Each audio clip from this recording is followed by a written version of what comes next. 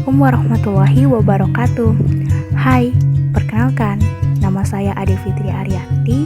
Pada video kali ini, saya akan membahas apa sih epidemiologi analitik itu.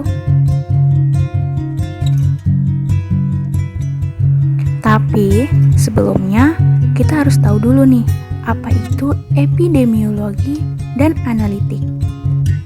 Epidemiologi adalah suatu studi mengenai pola penyebaran penyakit atau kejadian yang berhubungan dengan kesehatan. Sedangkan analitik merupakan studi epidemiologi yang menitikberatkan pada pencarian hubungan faktor-faktor risiko dengan kejadian penyakit. Nah, jadi dapat diartikan bahwa epidemiologi analitik adalah studi pencarian jawaban terhadap penyebab terjadinya frekuensi, penyebaran, serta munculnya suatu masalah kesehatan. Selanjutnya, epidemiologi analitik ini juga terbagi atas dua jenis, yaitu yang pertama ada studi observasional dan yang kedua studi eksperimental. Untuk studi observasional ini terbagi lagi menjadi tiga. Yang pertama ada case control. Penelitian ini dirancang mempelajari hubungan antara penyebab suatu penyakit dan penyakit yang diteliti dengan membandingkan kelompok kasus dan kontrol berdasarkan status penyebab penyakitnya. Kemudian untuk kelebihan dari penelitian ini merupakan satu-satunya cara untuk meneliti kasus jarang atau yang masa latennya panjang. Hasil dapat diperoleh dengan cepat dengan biaya yang relatif sedikit. Subjek penelitian juga sedikit, dapat melihat hubungan beberapa penyebab terhadap suatu akibat penyakit, adanya pembatasan atau pengendalian faktor resiko. Dan kelemahan pada penelitian ini sulit menentukan kontrol yang tepat, validasi mengenai informasi kadang sukar diperoleh, sukar untuk meyakinkan dua kelompok tersebut sebanding, tidak dapat dipakai lebih dari satu variabel dependen, tidak dapat diketahui efek variabel luarnya. Kemudian yang kedua ada cross-sectional.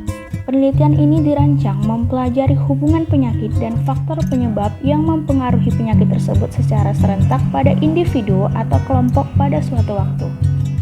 Kelebihan dari penelitian ini sangat sederhana dan mudah dilaksanakan, ekonomis dalam hal waktu, dan cepat memperoleh hasil.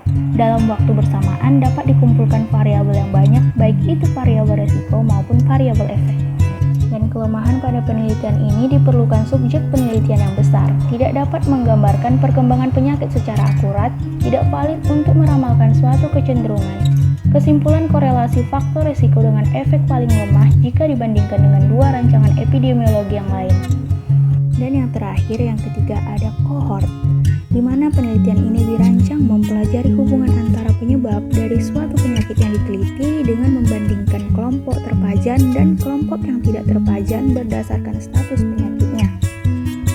Kelebihan dari penelitian ini merupakan desain terbaik dalam menentukan insiden perjalanan penyakit, desain terbaik dalam menerangkan dinamika faktor risiko dengan efek, dapat meneliti beberapa efek sekaligus, baik untuk evaluasi, dapat meneliti multiple efek, dapat menentukan hubungan temporal, mendapat incident rate, biasanya penelitian ini lebih kecil.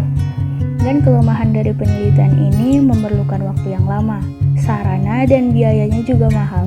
Penelitian ini rumit sehingga kurang efisien untuk kasus yang jarang, terancam drop out dan akan mengganggu analisis, menimbulkan masalah etika, dan penelitian ini hanya dapat mengamati satu faktor penyebab saja.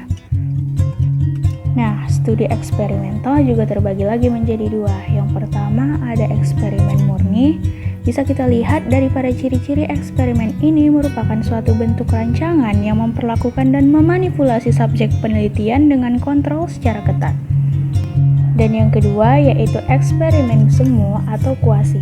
Bisa kita lihat daripada ciri-ciri eksperimen ini merupakan eksperimen yang dalam mengontrol situasi penelitian tidak terlalu ketat atau menggunakan rancangan tertentu dan penunjukan subjek penelitian secara tidak acak untuk mendapatkan salah satu dari berbagai tingkat faktor penelitian.